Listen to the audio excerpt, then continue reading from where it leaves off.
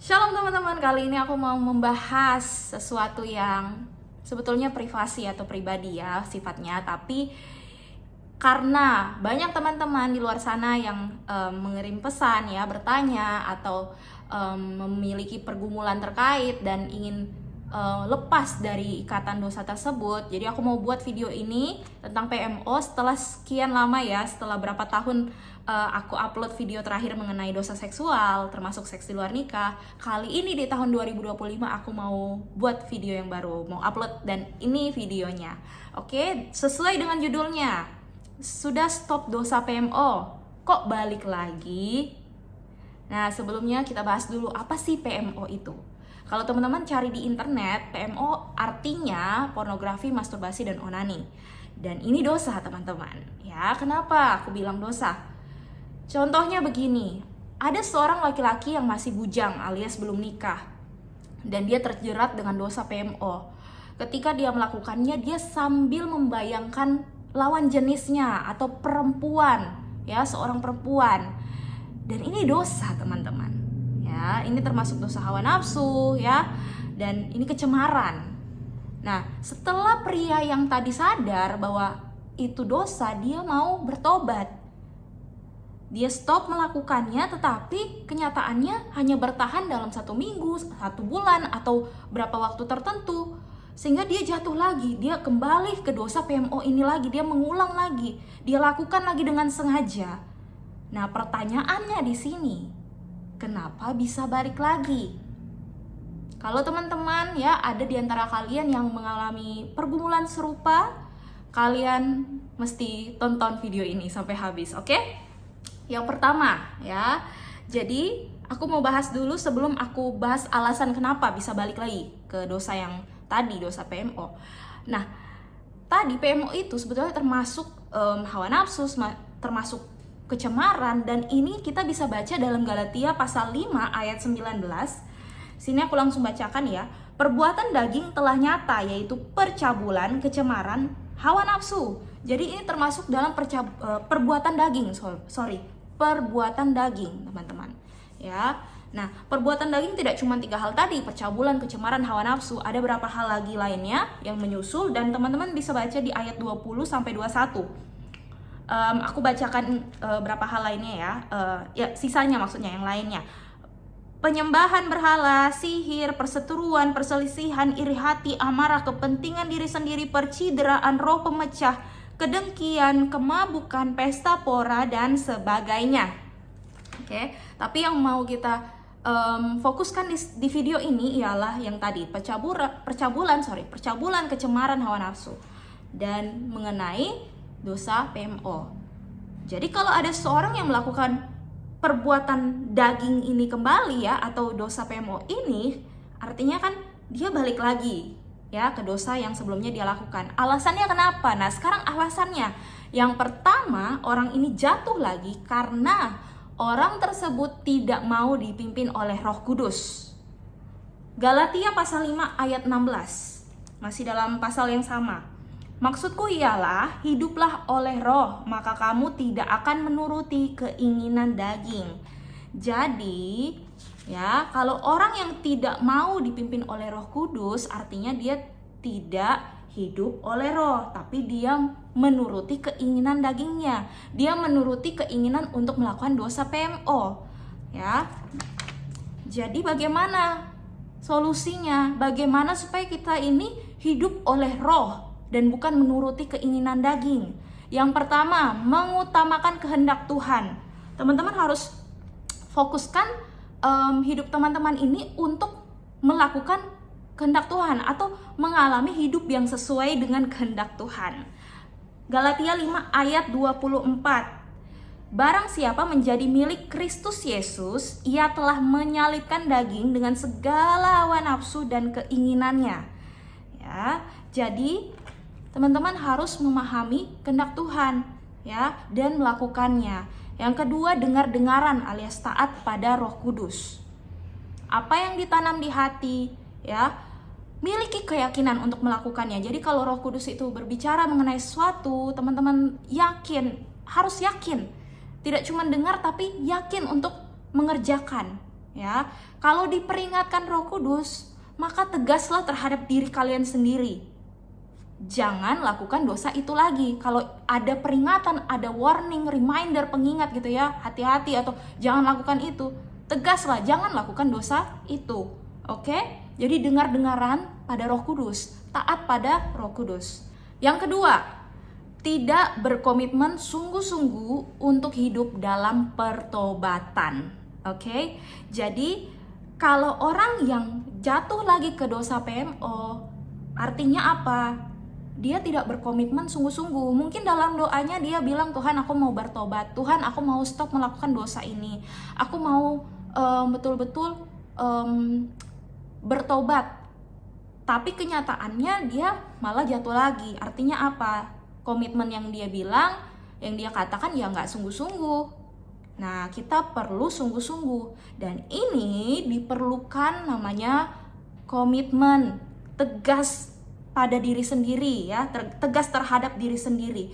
Jadi orang yang tidak berkomitmen sungguh-sungguh untuk hidup dalam pertobatan, artinya apa? Dia lebih memilih keinginan dagingnya atau keinginan tubuhnya ini untuk dipuaskan secara seksual. Dan keinginan dagingnya ini jauh lebih besar daripada kerinduannya untuk hidup kudus.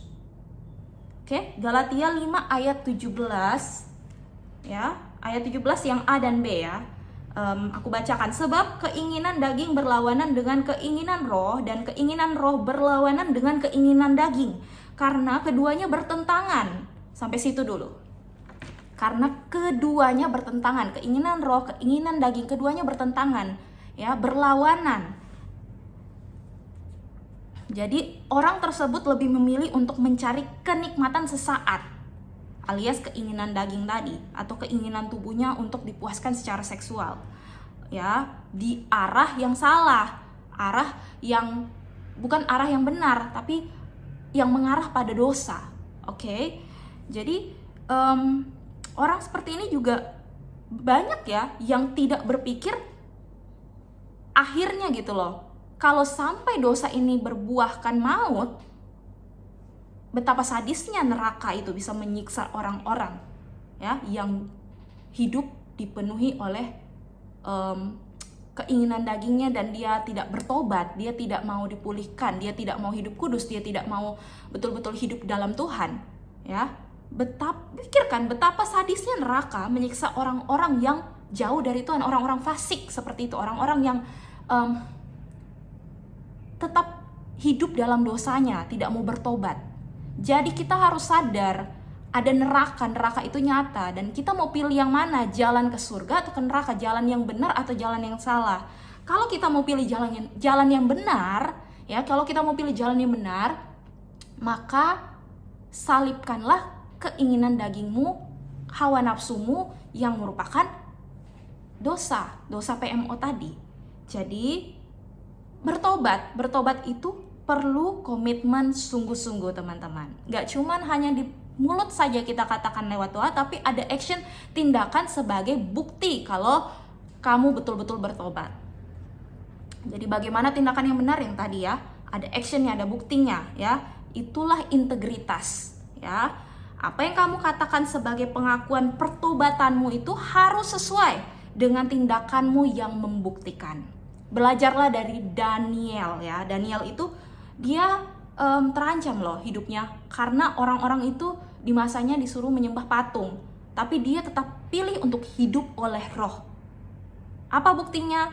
3 kali sehari dia berdoa dalam kamarnya, dan saat dia merasa dia terancam hidupnya, dia tetap konsisten, dia tetap komitmennya dia jaga untuk dia berdoa pada Tuhan Allah Bapa di sorga ya. Jadi Daniel tetap memilih untuk hidup oleh roh. Nah, bagaimana dengan teman-teman, dengan kamu?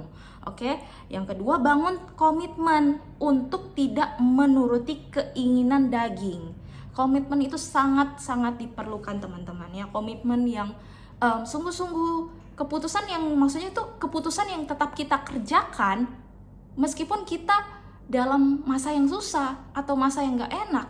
Tetap kita kerjakan, keputusan untuk tetap berjalan bersama Tuhan, keputusan untuk tetap bertahan meskipun di tengah badai, keputusan untuk tetap mau digerakkan oleh Roh Kudus, dipimpin oleh Roh Kudus dalam setiap hari kita, sehingga kita betul-betul hidup oleh Roh.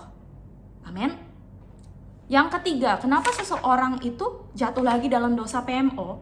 Karena ada jerat dosa yang belum diputuskan. Aku kasih ilustrasi ya, tapi sebelumnya aku bacakan dulu Galatia 5 ayat 17 yang C. Jadi ini lanjutan yang tadi ya, karena belum lengkap tadi yang ayat 17. Sehingga kamu setiap kali tidak melakukan apa yang kamu kehendaki. Sekali lagi aku bacakan full ayat 17. Sebab keinginan daging berlawanan dengan keinginan roh, dan keinginan roh berlawanan dengan keinginan daging, karena keduanya bertentangan. Sehingga kamu setiap kali tidak melakukan apa yang kamu kehendaki. Karena masih ada jerat itu yang mengikat. Ya, ilustrasinya begini. Ada orang yang diculik, seseorang diculik, terus dia ditempatkan di tempat duduk, duduk di kursi ya, dan dia diikat dengan talinya banyak, diikat ya. Kalau orang ini mau lepas ya, dia mau melepaskan diri, mungkin dia bisa melonggarkan talinya, dia begini-gini ya, mungkin 1 tali 2 tali bisa agak longgar atau lepas. Tapi karena kedua tangannya nggak bisa menyentuh ujung tali itu atau ikatan tali itu, dia nggak bisa melepaskan semua tali itu. Ya, mungkin kita masih kita mau bertobat, kita berdoa ya.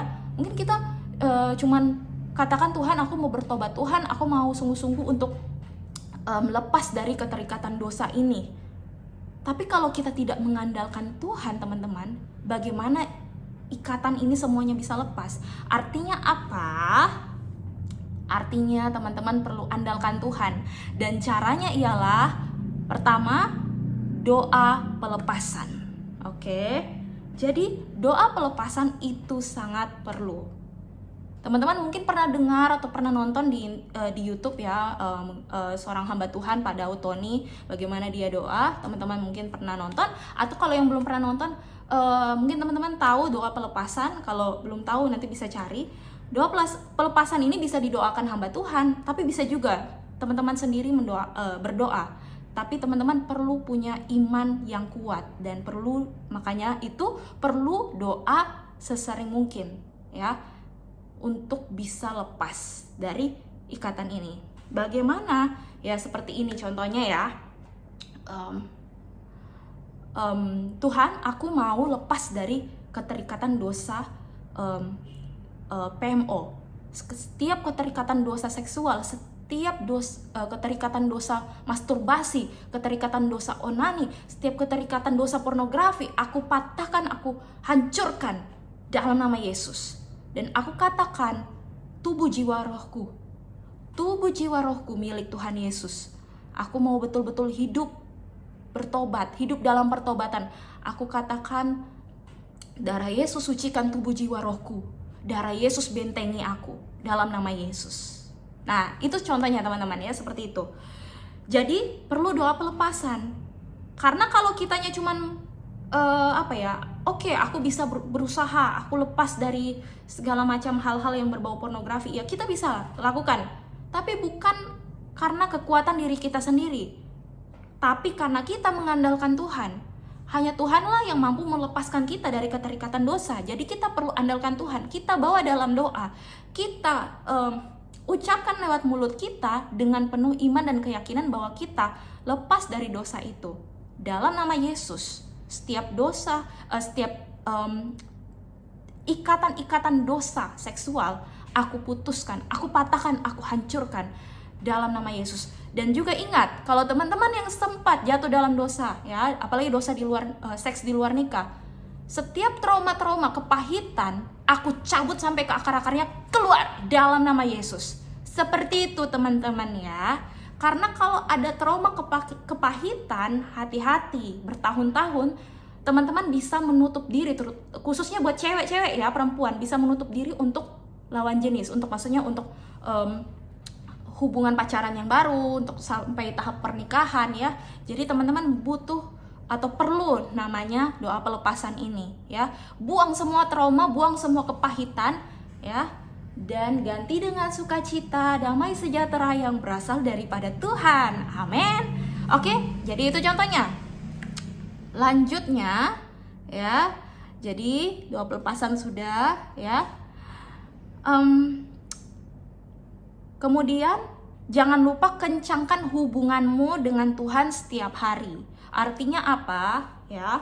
Artinya hatimu perlu diisi dengan firman Tuhan setiap hari.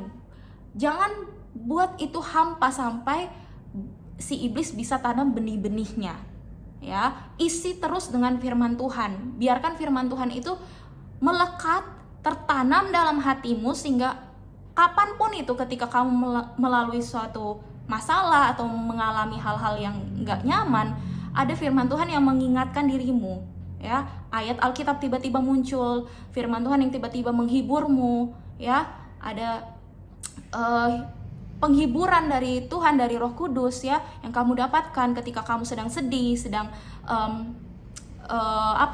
sedang terpuruk. Jadi itu perlunya ya, pentingnya kita menjaga hubungan pribadi kita dengan Tuhan.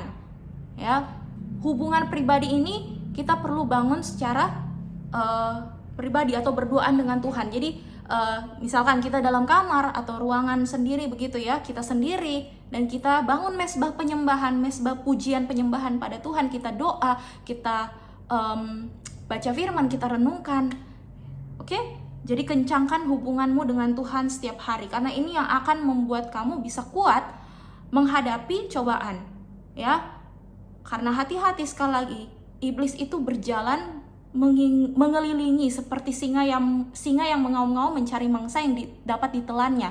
Hati-hati, perlu tanam firman Tuhan dalam hatimu ya, sehingga kamu bisa kuat menghadapi setiap proses hidupmu. Amin.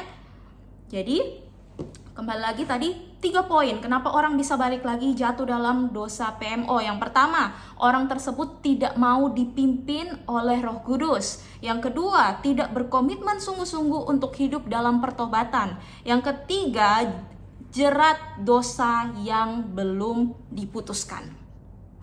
Jadi itu dia. Terakhir ayat 24 sampai 25, sekali lagi aku bacakan.